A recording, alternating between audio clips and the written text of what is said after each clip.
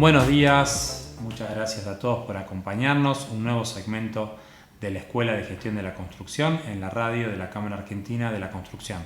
Hoy nos acompaña para conversar de un tema usual en este segmento, que son los proyectos, que es la gestión de proyectos, el ingeniero Raúl Velomusto. Raúl es profesor de la Escuela de Gestión desde hace ya varios años y obviamente consultor y docente en distintas instituciones. Hola Raúl, ¿cómo andas? ¿Qué tal? ¿Cómo estás, Sebastián? Muy bien. También ha sido profesor mío en la maestría en dirección de programas y proyectos, pero está invitado acá porque es profesor de la escuela hace muchísimos años. Tenemos muchos sombreros. Sí, exactamente. Tenemos en distintas posiciones y lugares nos hemos encontrado.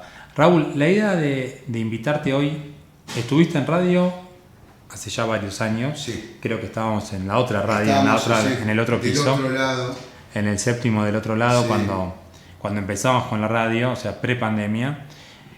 Y la gestión de proyectos sigue siendo nuclear en la industria de la construcción. Es decir, las empresas constructoras son empresas que desarrollan una tipología de proyectos medio rara, medio complicada, como es la construcción, en particular de edificios, de rutas, de hospitales, de escuelas. ¿Por qué es importante entonces que los profesionales de la construcción sean profesionales de proyectos? Bueno, en primera instancia aclarar que parece casi una obviedad hablar a la gente que está en la industria de proyectos. Pareciera que no hay nada que hacer al respecto porque vivimos Si está acá es porque hace trabajando de proyectistas, digamos, haciendo proyectos.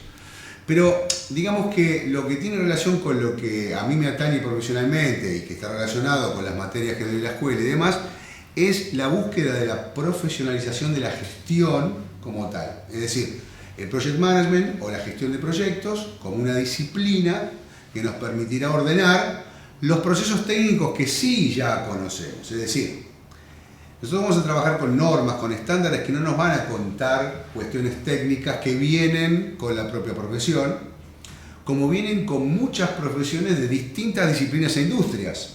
Por lo tanto, esto es como una especie de paraguas que estandariza por sobre todo esto y nos permite entender cómo estructurar y gestionar un proyecto.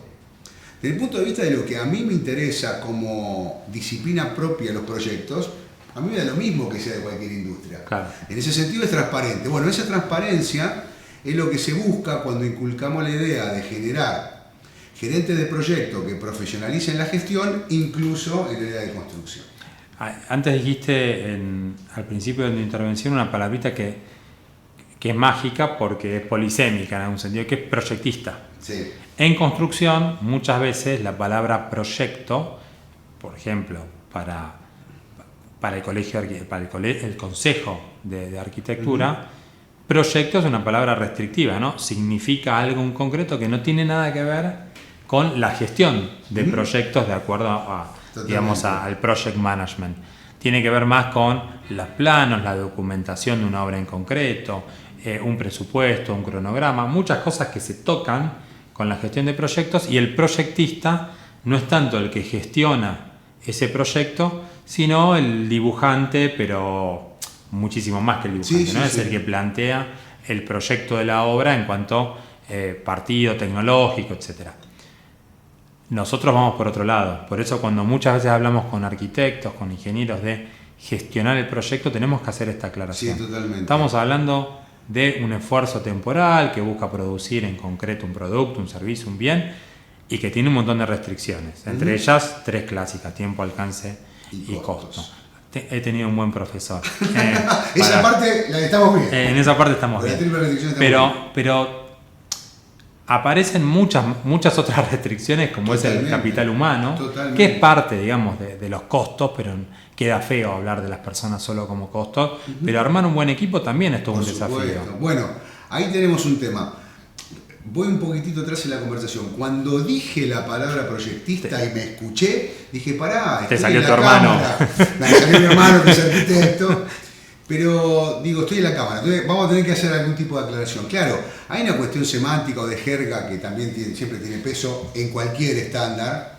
De hecho, un estándar busca cierta cuestión de lenguaje común. Pero aclarar eso, que por ahí la palabra proyectista es como vos decís en términos del alcance del laburo en construcción, quien prepara todo, los planos, etcétera. Pero cuando yo dije proyectista lo decía en términos de quien dirige el proyecto, quien lo gestiona, y es totalmente en el punta a punta, es decir, desde que el proyecto ha sido aprobado y va a tomar forma como tal. Antes nosotros decimos no tenemos proyecto, tenemos una iniciativa, hay que ver si apalanca financieramente, claro, si es posible técnicamente, etcétera, etcétera, etcétera. Y una vez que se dispara el proyecto, todo lo que se haga desde el punto de vista de la gestión es lo que cubre estos estándares de lo que estamos hablando. Es decir, desde el T0, como se dice generalmente, hasta el momento en que se entrega el producto o se abandona la obra. y el producto entra en proceso de explotación. Adentro de ese espacio temporal, que es el ciclo de vida del proyecto, hay millones de particularidades. Por ejemplo, en construcción, mi hermano siempre me cuenta, cuidado, al final de obra es un lío, por distintos motivos, se ralentiza al final del proyecto. He ahí entonces una particularidad de la gestión de proyectos en esta industria. Claro. Pero lo que se busca es que los procesos de gestión, técnicos, administrativos, cuando digo técnico, otra vez cuidado, no es cómo se hace una mezcla, si pongo o no pongo determinado revestimiento. Plomo, no, digo cómo manejo esa triple restricción de alcance técnico en tanto proyecto, y por supuesto también las cuestiones administrativas, blandas, humanas, hay muchas disciplinas metidas en una. Esa es la idea. De hecho, en el programa de gestión, por ejemplo, aquí en la Cámara, se trata desde ese punto de vista. Y estamos hablando de que están cursando profesionales de la construcción. O sea que claro, es lo que un arquitecto, arquitecta, ingeniero, ingeniera, maestro mayor de obras, dependerá si tiene que firmar o no tiene que firmar, si necesita título, digamos, de grado en construcción o no, pero en el fondo lo que nosotros buscamos es que aquella persona que está al frente de la obra sea un director de proyecto en términos clásicos, dirección de proyecto, es decir, que sepa hacer los malabares necesarios con el tiempo del proyecto, con los costos, el presupuesto, con el alcance. Y es llamativo lo siguiente, y por favor que se entienda, yo lo digo de manera agnóstica. Me corro, yo de hecho, para la audiencia, yo soy ingeniero en electrónica, o sea, muy bien. Vengo de otra industria, vengo de otro palo, en lo estrictamente técnico. Pero desde el punto de vista de la gestión de proyectos, es muy, muy importante poder tener en cuenta estas cosas y, digamos, tener en cuenta que hay particularidades que son de cada industria, que si bien van a estar tocando todo esto, en realidad lo que se busca es el sentido común de todo lo que vamos a hacer, ¿no? Y ahí es donde aparece la palabra estándar, lo que estandariza. Las particularidades de la industria van a estar siempre. Claro. Y en una especie de crítica, otra vez, agnóstica y casi desde afuera, cuando digo crítica puede ser negativa, puede ser positiva, es una crítica. Apreciación, digámoslo así. Yo veo y entiendo que justamente lo que estamos conversando son cosas que tarde o temprano deberían incorporarse a las carreras de grado. Claro. Porque hoy los profesionales los van a buscar en su posgraduación. De hecho, gestión de proyectos es optativa en nuestra carrera y cada vez se elige más. Es decir, que hay una parte que estaba faltando que complementamos de este lugar. Claro, no es estrictamente de la industria, pero es para todas las industrias. Sí, totalmente, sí.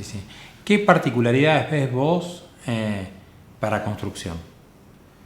¿En qué sentido? ¿De lo que hay? Sí, ¿En el estándar? Exacto. Bueno, y ahí, si querés, hacer una pequeña nota al pie de qué es el estándar, por qué le decimos estándar, que es el 6 y el 7. Desde el punto de vista de lo que es la industria, por supuesto que hay particularidades como la que hemos conversado, ¿no? Incluso semánticas, ¿a qué llamamos proyectista? ¿A qué se dedica? ¿Cuáles son los procesos técnicos que tenemos en cuenta cuando se está haciendo una obra? Todo eso es muy propio de la industria. ¿Qué es lo que agrega esto? ¿Cómo podríamos repetir de alguna manera hoy el PMI dice way of working, la forma de hacer entre un proyecto y otro, independientemente de que sea una obra completamente diferente a la otra en términos de especificación técnica? Entonces, en todos planifico más o menos de la misma manera, en todos hago el seguimiento más o menos de la misma manera. Entonces, lo que voy a pedir, la particularidad de la construcción empiezan a ser un poco transparentes, porque en realidad lo que interesa a los efectos del estándar es que tengamos una construcción y desarrollo del proyecto que pueda ser repetible. Claro. Y eso se da gracias a los estándares. Nosotros trabajamos muy en línea con lo que es el PMI, Project Management Institute, recién lo nombré, está bueno aclararlo para el que no lo tiene, y tienen un estándar que es el más difundido a nivel global, que se llama una guía de gestión de proyectos, en realidad se llama Project Management Body of Knowledge, cuerpo de conocimiento para la gestión de proyectos. Muy poquito de historia para interpretar y dar contexto. ¿Qué es el estándar PMBOK como tal? Una colección de mejores prácticas. Es decir, nadie se sentó frente a una hoja en blanco a escribir el PMBOK de cero, pensando en cómo podríamos hacer un proyecto y que le sirva tanto el de construcción como el de telecomunicaciones, como una empresa de servicios, etcétera, etcétera.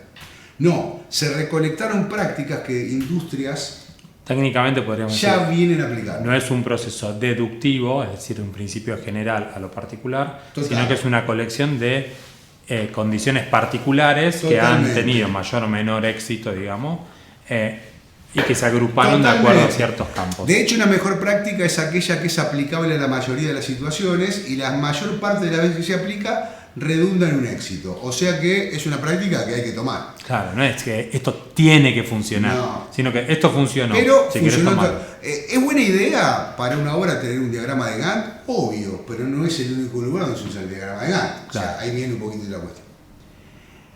Históricamente, el PMBOK, que cada 4 años se renueva, porque en realidad hay que ver cómo está el estado del arte cada Claro. determinado periodo para mantener un concepto de mejora continua, históricamente se estructuró en base a procesos de trabajo. Y ahí es donde yo diferencio los procesos de trabajo de los proyectos de los procesos técnicos que pueden ser propios de cada industria. Pero la última versión, que es post pandemia, y esto no es un comentario casual, me parece, la 7ª versión muta esto y filosóficamente lo convierte en otra cosa, lo convierte en un paraguas justamente filosófico, y hoy está basado en principios. Entonces, hay que cumplir ciertos principios cuando uno hace un proyecto. Esos principios indicarían el qué. ¿Qué debemos cumplir? Tenemos que cumplir principios de administración, de trabajo del equipo, de adaptabilidad a la complejidad de los proyectos, cosas de las que a veces ni se hablan. No es lo mismo un proyecto que otro en términos de complejidad. Tenemos que cumplir con cuestiones destinadas a ver cómo cuidamos nuestra propia resiliencia, porque no siempre nos va bien con estas prácticas. Una vez que uno estudia e incorpora esto filosóficamente, te tenés que preguntar, bueno, si este es el qué, ¿cómo se resuelven los proyectos? Y ahí nos dicen, anda a buscar las versiones que vos quieras que contengan procesos. El proceso es casi una herramienta. Entonces tenemos colecciones de procesos de trabajo, que se repiten, digo una vez más, en cualquier tipo de proyecto. Y eso es lo que nos permite tomarlo como un estándar. ¿Qué experiencias vos podés, digamos, haber visto, haber liderado o contactado con profesionales, colegas, de éxito de estos estándares, en concreto en obras de construcción? Mirá, 2 cosas digo. La primera es, hay muchos ejemplos de, acá hay otro tema para disparar, una ventana más que abrir, de metodología basada en los estándares, porque el estándar, justamente para poder cumplir con ciertas bases para cualquier proyecto, es hipergenérico. Por lo tanto, cada industria, yo diría que cada organización debiera armar su propia metodología de trabajo, si querés, basada en el estándar. ¿Está bien? Hice un trabajo práctico sobre eso. Muy bien. Materia de normas. Bueno, justamente, hay muchísimos ejemplos, es más, uno busca casos de éxito, de aplicación, lo que sea, y aparece en la nube, de casos de éxito de aplicación metodológica. Así que por ese lado vamos bien. Ahora, por el otro lado, la otra parte de la pregunta era cómo estaba relacionado este tema del éxito, por un lado, y la otra parte de la pregunta. Con construcción. Con construcción. Obras de... Bueno, y justamente ahí va, la particularidad que tiene el PMI es que ha bajado estos estándares a muy pocas industrias en particular, pero una de ellas es la construcción. Sí. Es decir, existe el PMBOK de construcción. Sí, quedó medio como clavado en el tiempo. Creo que quedó en tercera edición. Tercera.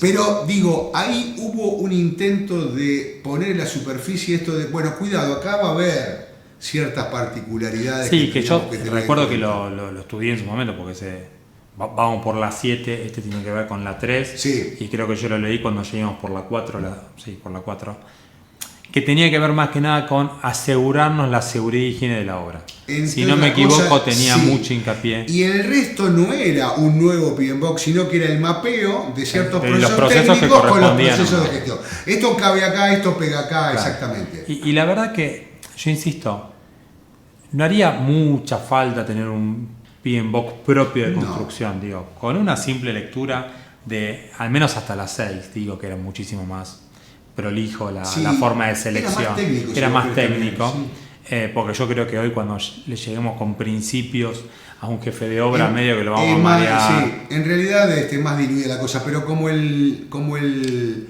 WOW, el Way of Working, va a estar basado en proceso, vamos a seguir hablando del PMBOK 6. Estoy Sí, convencido de probablemente. eso. Digo, esta casi taylorización que Sí, podemos es ir una haciendo, idea ¿viste? para O sea, mí. en el sentido del sastre, ¿no? De Taylor, el otro. En el sentido de, bueno, a ver, para comenzar la obra tomo estos procesos, para definir el cronograma tomo esto, no, este no me sirvió, voy por... Y si cada empresa pudiera tener su propia página web, su propio Drive, su propio Dropbox o lo que fuera, para empezar vamos por acá, después vamos al 2, 3, al 29, Sí. sería un gran avance, porque lo que le pasa a muchos profesionales cuando llegan a una empresa es, ¿y acá cómo se hacen las cosas? Que es el way of working, ¿no? ¿Y acá cómo se hace una orden de compra? ¿Y acá cómo se pide plata? ¿Y acá cómo se gestiona el ingreso de materiales a la obra o se deja constancia que tal proveedor o tal subcontratista incumplió su contrato? Todas esas cosas, la verdad que la metodología, o el estándar, mejor dicho, ayudan a generar una metodología propia en la Y organización. yo te diría que la ausencia de ese tipo de elementos Genera caos. que se da en En la el mayoría de los 99, casos, sí. aún hoy siglo XXI, lamentablemente, también igualmente responde a una especie de sintomatología del grado, en este caso de inmadurez, pero del grado de madurez de la organización. Sí. Porque si yo estoy en una empresa madura, la pregunta que plantea quien viene a hacer un onboarding y dice, Acá está. mira, yo te voy a contar una anécdota que me quedó clavada para siempre. Tengo esta deformación de estar observando las cosas con el cristal de los proyectos y los procesos, ¿no? Entonces hace muchos años fuimos a una casa de comida rápida con mi esposa, con mi hija, que era chiquita, que le gustaba, y yo me fui distrayendo con un chico que estaba sentado en una mesa a un costado lleno de manuales. Me fui acercando de a poco. Yo me daba cuenta de que físicamente me fui de mi familia. Entonces me miraba mi mujer y me dijo, ahí va. Entonces, hola, ¿qué tal? ¿Cómo le va? ¿Vos te tenés que leer todo esto? Me contestó, si no me leo todo esto no puedo tocar una papa frita. Y yo dije, esa es la cuestión. Claro. ¿No? Pero cuando uno va y pregunta de dónde saco los métodos, los trabajos y todo, y eso no está, empezamos a trabajar cada uno como puede. Cuando trabajamos cuando uno como puede, hay N metodologías si hay N personas, o sea, no hay nada. No hay Y nada, es un lío. la ley es más fuerte, la ley es más antigua. La tiranía de los grandes, que esto lo hemos charlado. Bueno, es la lucha permanente, ¿no? Tratar de que se entienda que esto no es burocracia, sino que es una herramienta que facilita un montón. Al contrario, sinergiza un montón de cosas y de recursos. Sí, debiera ser aprovechada por... Bueno, de todo esto hablamos en 20 cursos que das por año, más o menos. Sí, lo que pasa, como preguntabas, ¿tenés experiencia de ver casos de éxito? Tengo experiencia de ver casos de éxito en muchas industrias. Claro, sí. Y, por supuesto, muchísimos casos de fracaso. Pero puedo dar fe, como un evangelizador de esto, que funciona.